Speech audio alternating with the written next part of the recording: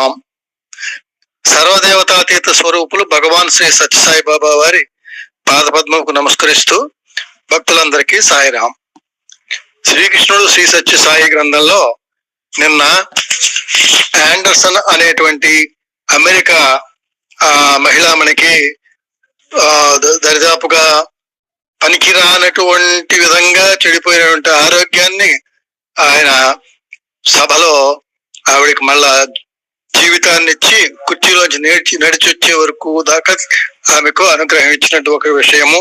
అట్లాగే మగవానికి మాటల వచ్చినటువంటి సందేశము, అనుగ్రహము విన్నాం. ఈరోజు ప్రాణ ప్రదానము. బలరామకృష్ణులు కాశీ నగరంలో సకల విద్య విలాసి అవంతిపుర నివాసి అయిన సాందీపుని మహర్షి దగ్గర శిష్యులుగా చేరారు. వేదాంగాలను సమస్త శాస్త్రాలను అభ్యసించారు. అవతారమూర్తులు కావటం వల్ల 64 రోజులలో 64 విద్యలు నేర్చుకున్నారు. 64 రోజులే శిష్యరికం చేశారట సాందీపుని వద్ద. 64 విద్యలు నేర్చుకున్నారు. విద్యాభ్యాసం పూర్తయిన తర్వాత రామకృష్ణులు సాందీపునితో, మహాత్మా మా విద్యాభ్యాసం పరిసమాప్తమైంది, ప్రదక్షిణ ఇవ్వాలని సంకల్పించాము, మీ అభీష్టం తెలియజేయండి అన్నారు. తన ప్రియ శిష్యులు రామకృష్ణులు అద్భుత మహిమాన్వితులని గ్రహించిన సాందీపుడు భార్యతో సంప్రదించి, కృపానిధులారా, ప్రభాస క్షేత్రములో మహాసముద్రంలో స్నానం చేస్తూ మునిగిపోయి చనిపోయిన మా పుత్రుణ్ణి గురుదక్షిణగా ప్రసాదించండి.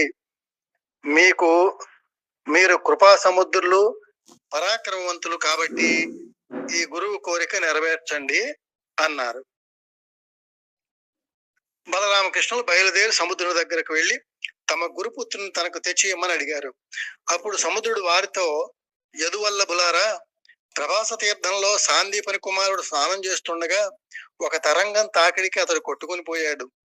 అక్కడే ఉన్న పంచజనుడు అనే రాక్షసుడు ఆ విప్రబాలకుణ్ణి హరించి వేశాడు అని చెప్పి ఆ రాక్షసుడు నివసించే స్థావరాన్ని సముద్రుడు వారికి చూపించాడు. రామకృష్ణులు జలది మధ్యంలో ప్రవేశించి ఆ రాక్షసుని పొట్ట చీల్చి చూశారు. కానీ వారికి గురుపుత్రుడు కనిపించలేదు. ఆ శరీరం లోపల ఉన్న శంఖాన్ని గ్రహించి యమపురికి వెళ్ళారు. ఆ ద్వార సీమ చేరి కృష్ణుడు భీకరంగా ఆ పాంచజన్యాన్ని పూరించాడు. ప్రళయ ఘోష వంటి ఆ సవడి విని యముడు వచ్చి రామకృష్ణులను చూచి వారు లీలామానవులైన విష్ణుమూర్తులను గ్రహించి వారిని భక్తితో ఆదరించాడు. అప్పుడు కృష్ణుడు యమునితో, మా గురువు సాందీపుని యొక్క కుమారుడు నీ నిలయంలో ఉన్నాడు, అతన్ని మాకు అప్పగించు అని అడిగాడు. అప్పుడు శమనుడు, ఇడిగో ఆ బాలుడు ఇక్కడే ఉన్నాడు, మీ మాట ప్రకారమే తీసుకుని వెళ్ళండి అన్నాడు. అనంతరం రామకృష్ణులు వెనకనే ఆ బాలుడు బయలుదేరి వచ్చాడు. రామకృష్ణులు ఆ బాలుడిని తీసుకుని వచ్చి సాందీపుని మహర్షికి సమర్పించారు. మృతుడైన తన కుమారుణ్ణి బ్రతికించి తీసుకువచ్చిన శ్రీకృష్ణుని మహిమత్వానికి ఆ దంపతులు అప్రతిభులై ఆ స్వామిని వేణోళ్ళ స్తుతించారు. భాగవతంలో 10వ స్కందంలో సన్నివేశం ఇది. ఇక స్వామి ఇక్కడ చిత్తూరు జిల్లా కుప్పంలో రాధాకృష్ణయ్య అనే పరిశ్రమాధిపతి ఉన్నారు. ఆయన వయసు 60 సంవత్సరాలు. ఆయన కడుపులో పుండుతో బాధపడుతున్నారు. ఆ బాధ తగ్గుతుందనే ఆశతో 1953లో ఆయన ప్రశాంతి నిలయానికి బాబా సన్నిధికి వచ్చారు. ఆయన వెంట ఆయన భార్య, కూతురు, అల్లుడు కూడా ఉన్నారు. అది దసరా ఉత్సవాల సమయం. భక్తులు విశేషంగా వస్తున్నారు. బాబా ఆయనకు తన మందిరంలోనే ఒక గది ఇచ్చారు. ఒకరోజు సాయంత్రం ఆయనకు స్పృహ తప్పి శ్వాస నీరసించింది. భార్య భయపడి గబగబా వెళ్ళి స్వామితో చెప్పింది. స్వామి వచ్చి ఆదుర్దా పడవద్దు,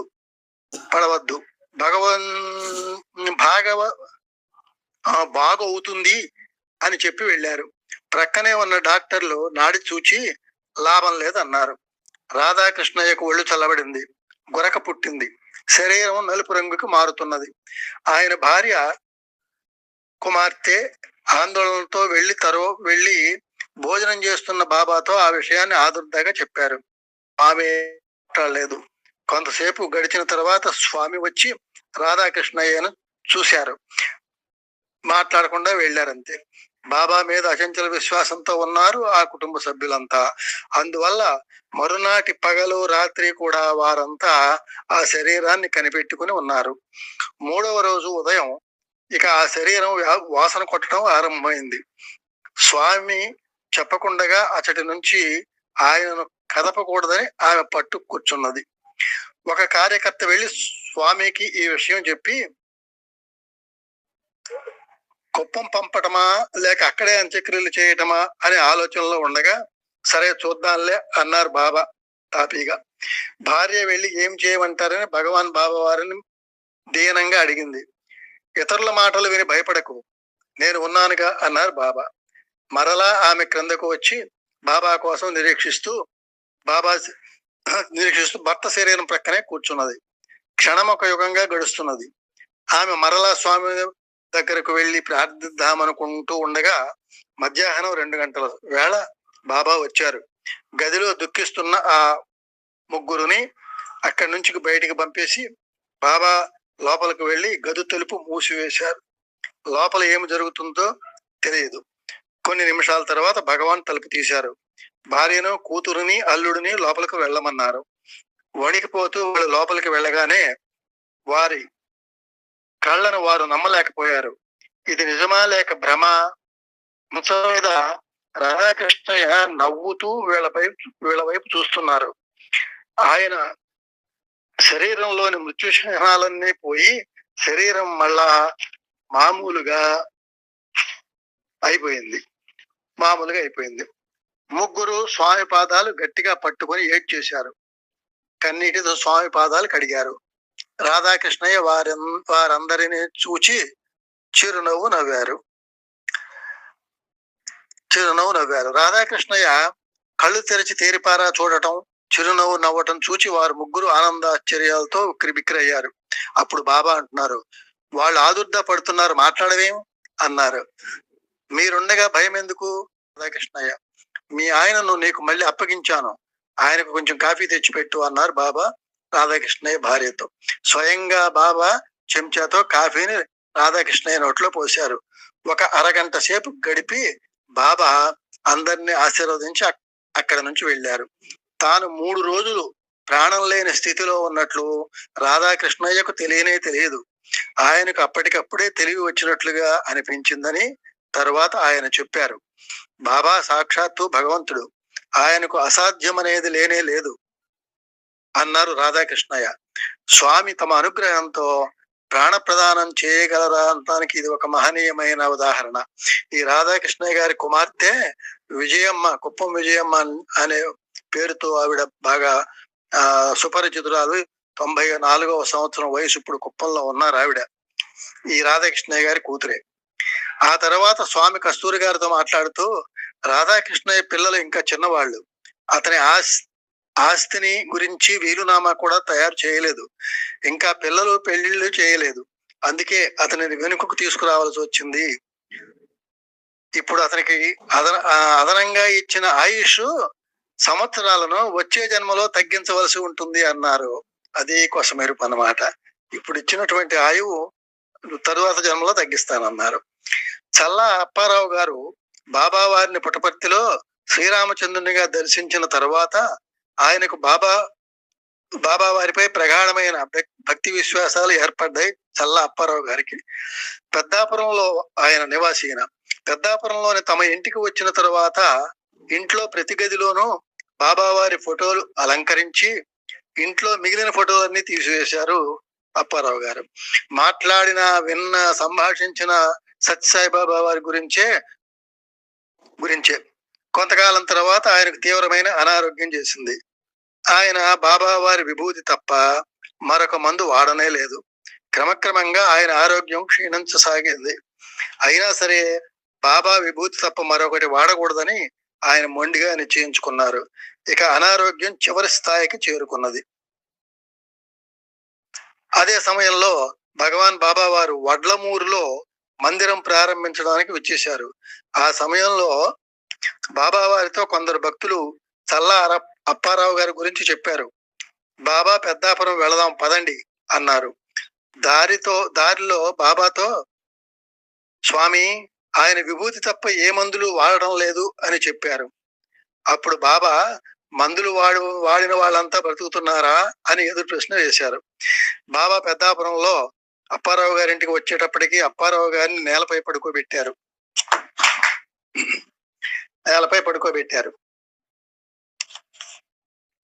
శోక వాతావరణం అలుముకొన్నది. అప్పుడు బాబా ఆయన దగ్గరకు వచ్చి, అప్పారావు, లే, స్వామిని వచ్చాను అన్నారు. అంతే, ఆయన అమాంతంగా లేచి కూర్చున్నారు. ఆ దృశ్యం చూచిన వారి బంధువులు, గ్రామస్తులు, బాబా భక్తులు దిగ్భ్రాంతి చెందారు. గబగబా స్వామి కోసమని, భక్తుల కోసమని వంటలు, వార్పులు మొదలైనవి. వాతావరణం అంతా పెళ్లి సందడి వలె మారిపోయింది. బాబా వారికి, అప్పారావు గారికి ప్రక్కనే పీటలు వేసి పిండి వంటలతో భోజనాలు వడ్డించారు. తరువాత ఆయన 30 సంవత్సరాలు పైగా ఆరోగ్యంగా జీవించారు. బాబే, సందేహం ఏమున్నది? ఇటలీ ప్రధాని తమ్ముని భార్య శ్రీమతి సిల్వి శార్దా క్రాక్సీ, ఆమె ఇలా తెలియజేస్తున్నారు. ఇటలీ ప్రధాని తమ్ముడి భార్య. ఆవిడేమి తెలియజేస్తున్నారు? శ్రీ సత్యసాయి బాబా వారి అనుగ్రహమే లేకపోతే నా భర్త, నేను 20 సంవత్సరాల క్రితం భారతదేశంలో అడుగుపెట్టి ఉండే వాళ్ళము కాదు. ఆకలి కొని తన వద్దకు వచ్చిన వారికి దివ్య జ్ఞానం అందించే పవిత్ర పుణ్య భూమి ఈ భారతదేశం. అటువంటిప్పుడు మానవాళికి అవతరించడంలో ఆశ్చర్యమేముంది? నా కూతురు పుట్టిన 2 సంవత్సరాల తర్వాత స్వామి ఎంతో దయతో ఆమెకు ఆనంద అని పేరు పెట్టారు. అప్పుడు స్వామి ఒక లడ్డూను సృష్టించి ప్రసాదంగా ఇస్తూ, ఈసారి మీకు ఒక కొడుకునిస్తానన్నారు. అదేవిధంగా 29/1/1981 నాడు వైట్ ఫీల్డ్ లోని స్వామి ఆసుపత్రిలో నాకు మగ శిశువు జన్మించాడు. అప్పటికే 4 సార్లు కుట్లుబడిన నా గర్భకోశము ఈ శిశువును చివరిదాకా భరించింది అంటే అది బాబావారి అనుగ్రహము తప్ప మరొకటి కాదు. వైద్యుడు బొడ్డు కోసిన వెంటనే శిశువు గుండె కొట్టుకోవడం ఆగిపోయింది. ఆ శిశువు చనిపోయిన 20 నిమిషాలకు తిరిగి బ్రతికింపబడింది. 1 వారం తర్వాత నా భర్త కృతజ్ఞతతో ఆ శిశువు యొక్క ఫోటోను స్వామి పాదాలపై ఉంచి మొక్కినప్పుడు స్వామి దయతో ఆ విషయం తెలియజేశారు. ఆ ఫోటోను చూచి బాబా, అప్పుడు నేను అక్కడే ఉన్నాను, వాడిలో ప్రాణం లేకపోతే నేను ప్రాణాన్ని ఇచ్చాను, ఇది నీకు నీ భార్యకు నేను ఇచ్చిన ప్రత్యేకమైన కానుక అని అన్నారు. మరొక చిన్న సన్నివేశం. కాన్పు అయ్యే సమయంలో నాకు సహాయపడిన డాక్టర్ కూడా అప్పుడు నా భర్త ప్రక్కన వరండాలో కూర్చుని ఉన్నాడు. స్వామి ఆ డాక్టర్ తో ప్రసవ సమయంలో ఏమైనదో నా భర్తకు చెప్పవలసినదిగా ఆదేశించారు. వాస్తవానికి అప్పుడు ఆసుపత్రిలో ఏం జరిగిందో నాకు గాని నా భర్తకు గాని తెలియదు. జన్మించిన శిశువు యొక్క గోళ్లు మాత్రము కొన్ని గంటల వరకు నల్లగా ఉండడం మేము గమనించి ఆశ్చర్యపడ్డాము తప్ప మాకేమీ తెలియదు. డాక్టరు ప్రసవమప్పుడు జరిగిన దానిని చెబుతూ ఉండగా స్వామి జోక్యం చేసుకొని, ప్రాణం లేకుండా ఉన్నది 20 నిమిషములు కాదు, 25 నిమిషములు. నేను ఆ సమయంలో అక్కడే ఉన్నాను అన్నారు. స్వామి అనుగ్రహం వల్ల ఇప్పుడు ఆ కుమారుడు సంపూర్ణమైన ఆరోగ్యవంతుడై స్వామి కాలేజీలోనే చదువుకుంటున్నాడు. వాడిని తలిచినప్పుడల్లా ఆ పిల్లవారికి నేను తల్లిని అని గర్వపడుతుంటాను. నా 4 పిల్లలు స్వామి సన్నిధిలో చక్కగా భగవంతుని దివ్య వైభవం గురించి తెలుసుకున్నారంటే దానికి కారణం బాబా కరుణ తప్ప మరొకటి కాదు. ముల్లోకాలలో ఎవరికైనా సుఖశాంతులు లభిస్తున్నాయంటే దానికి కారణం బాబా అనుగ్రహమే అన్నారు ఈవిడ. ఇంకొక 2 నిమిషాలు అయిపోతుందండి, అది కూడా. సత్యసాయి భగవానుడు 30 సంవత్సరాల క్రితం ఆంధ్ర రాష్ట్ర పర్యటన చేస్తూ రాజమహేంద్రవరం వచ్చారు. అప్పుడు కోనసీమకు ఆహ్వానించడానికి ఆ ప్రాంతంలోని కన్వీనర్లు, కార్యకర్తలు స్వామి దగ్గరకు బయలుదేరారు. తమ తమ తమ గ్రామాలలో స్వామికి ఆతిథ్యం ఇవ్వడం కోసం కోనసీమ అంతా హడావుడిగా ఉంది. ఆ సమయంలో రాజోలు కన్వీనర్ మంగిన బాలాజీ గారు స్వామి రాకకై ఏర్పాట్లు చూసుకుంటూ స్వామిని ఆహ్వానించడానికి రాజమహేంద్రవరం వెళ్ళారు. అదే రోజు వారి స్వగ్రామమైన లక్కవరంలో వారి పెంపుడు కుక్క చనిపోయింది. ఇంటి వారు పశువుల డాక్టర్కి కబురు చేశారు. డాక్టర్ వచ్చి కుక్క చనిపోయిందని చెప్పి దానిని దొడ్లో దూరంగా ఒక బుట్టలో పెట్టి గడ్డి కప్పి పైన మరొక బుట్ట మూత పెట్టి పనివాడు రాగానే దూరంగా పారవేయించమని చెప్పి వెళ్ళారు. ఆ వేళ పనివాడు రాలేదు. ఆడవారు కూడా స్వామి రాకను గూర్చిన హడావుడిలో ఆ విషయంలో మర్చిపోయారు. మర్నాడు భగవాన్ బాబా కోనసీమ పర్యటన ఆరంభమైంది. స్వామి తమ పర్యటన మార్గంలో ఉన్న ఆ లక్కవరం చేరుకున్నప్పుడు బాలాజీ గారింటికి వచ్చి నేరుగా దొడ్లోకి వెళ్ళి చనిపోయిన కుక్క పైన కప్పిన బుట్ట తీసి విభూతి సృష్టించి చల్లి లే బంగారు అన్నారు. ఆ కుక్క బుట్టలో నుంచి లేచి బయటకు వచ్చింది. తరువాత అది 5 సంవత్సరాల పాటు హాయిగా జీవించింది. ఈ విధంగా ప్రాణదానము చేసినటువంటి వారు, స్వామిచే ప్రాణదానము చేయబడినటువంటి వారి యొక్క పవిత్రమైనటువంటి విషయాల్ని మనం ఈ రోజు తెలుసుకోవడం జరిగింది. సాయిరామండి.